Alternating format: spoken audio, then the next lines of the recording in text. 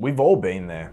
You've got this big plan, this huge goal that you just can't get out of your head. It's occupying your entire being. And finally, after days or weeks or sometimes even months of thinking about it and ruminating on it, ruminating, there's a nice word, you finally decide to take action on that big thing. Whether it's sitting down and finally writing that screenplay you've always wanted to do, or finally deciding to create that album you and your buddy have been talking about doing for 10 years. Or it might just be going to the gym and starting a new fitness routine. Whatever it is, you're ready. You're there, it's time to go, and then you just don't. There's just something in the way that you can't quite put your finger on, you're not quite sure what it is, but there's something stopping you from taking that action. Might be that you sit down in front of that blank page that you're about to write your magnum opus on. Is that a book?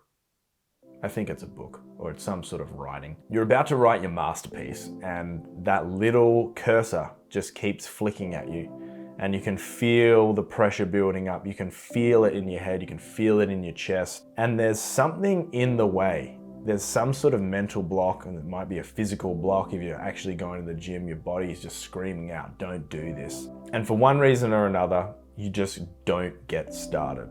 And I think we've all been there. We've been in these periods of intense desire to move towards a goal, or these periods of intense sort of wanting for something, or perhaps we've even actually started. I know this happens in terms of fitness all the time.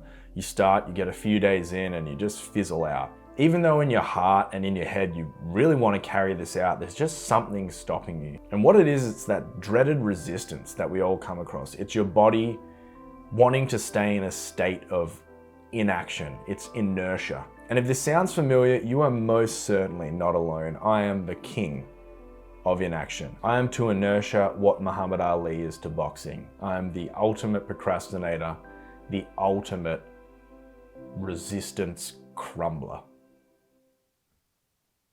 Anyway, but over the years, I've figured out ways to outmaneuver and outsmart this resistance or this inertia.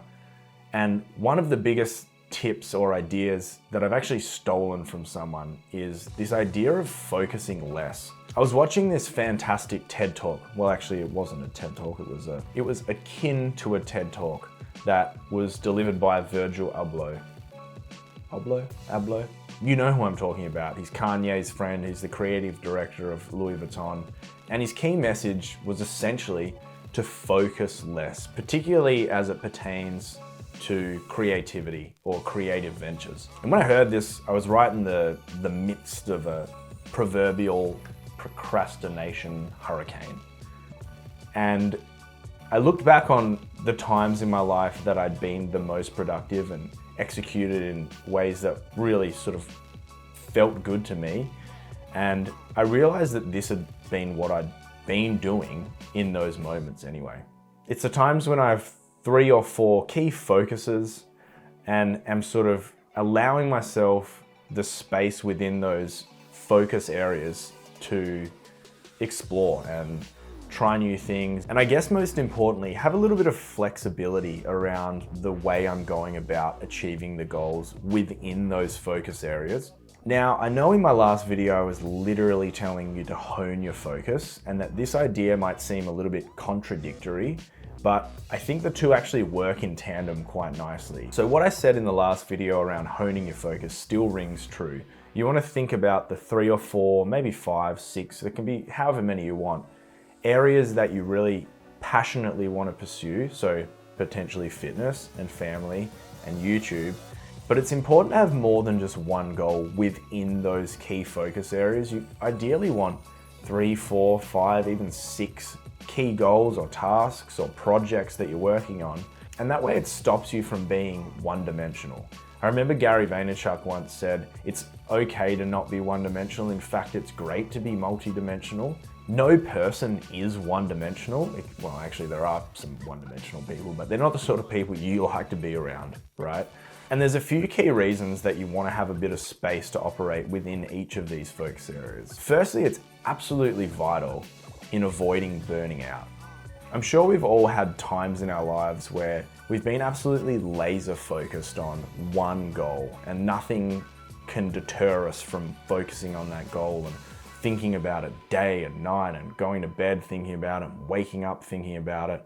But for most people, except the Vaynerchuks of the world or The Rock, that's gonna catch up with you and you're gonna burn out. I know it's certainly happened to me before when I was chasing a sporting goal and also when I was working on a small business.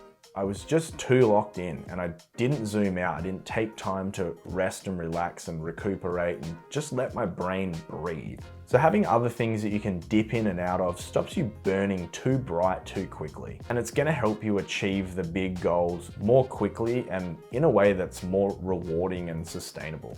Another reason it's really important to have 4, 5, or 6 things going on at once is it keeps things fresh.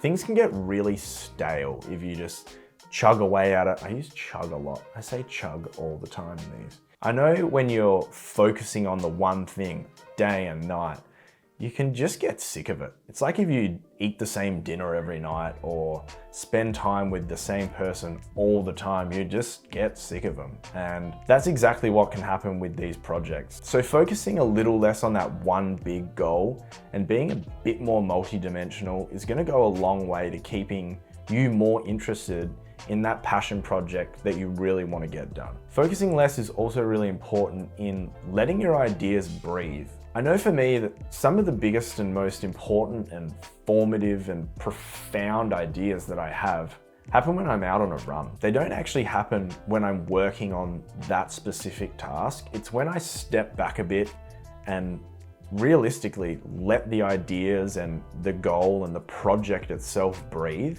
That's when I have those real light bulb moments or those creative sparks that get me going and excite me more and just make my work better. I think by stepping back, you open the door for more interesting creative ideas to come in, and you also just use your brain a little bit differently. And when you let that happen, the things that you create or the projects that you're working on or the businesses you're building are actually more uniquely yours. Humans have evolved to have wandering minds. It's what's kept us safe for thousands of generations, and it's allowed us to innovate and grow as a species. I think if you really want to focus on any one thing in particular, you need to train yourself the way you would train yourself in a meditation bout. So in meditation, whenever your mind wanders from your breath or from being centered, you just bring it back, and you do that over and over again. And if university assignments have taught me anything, it's that you have to bring your focus back, and it takes maybe 3 or 4 hours for me personally to really get going on any one assignment. So if you do want to focus on something deeply, or you need to because you're in a pinch and you've got a deadline coming up, then understand that for an hour or two, you probably are just going to lose focus. But every time you do, just bring yourself back in, and eventually you'll be able to lock in and do some really deep work on that one project. I think the real key to focus is making the task that you want to work on important. Focus acts on necessity. But realistically, if you have the capacity and the time and the space, then focus less, and it's going to help you achieve more in the long run. So have your key areas that you want to focus on, and within those areas, have a few projects that you're working on to keep things fresh and to avoid burning out. The only time that focusing less is going to be a problem is if you're focusing on dumb shit. If you're binging on dopamine sources like Instagram or YouTube, it's okay to fall off the wagon or wander off the path, but you need to be able to get back to the path as quickly as possible and continue on your way to your destination. So as you write down your goals and plan your key areas of focus, allow a little bit of space within those to explore and have fun and try different projects, and even honestly, some space to do nothing at all. And by focusing less, you'll probably find that you're getting more done in the long run and you're enjoying it more on the way. As long as you're still focusing on these areas and still moving forward in these areas, you're going to be winning. So take a step back, allow your ideas to breathe, and focus a little less within your key areas of focus, and you're going to be getting way more stuff done. If you want more ideas on productivity and staying focused, then check out my last video. It's called Don't Make Your Bed. It's about the little habits and routines that people on YouTube always tell you to do that don't get you anywhere and actually just a little bit toxic. Do the subscribe thing, like, comment any ideas below, or just comment to have a chat.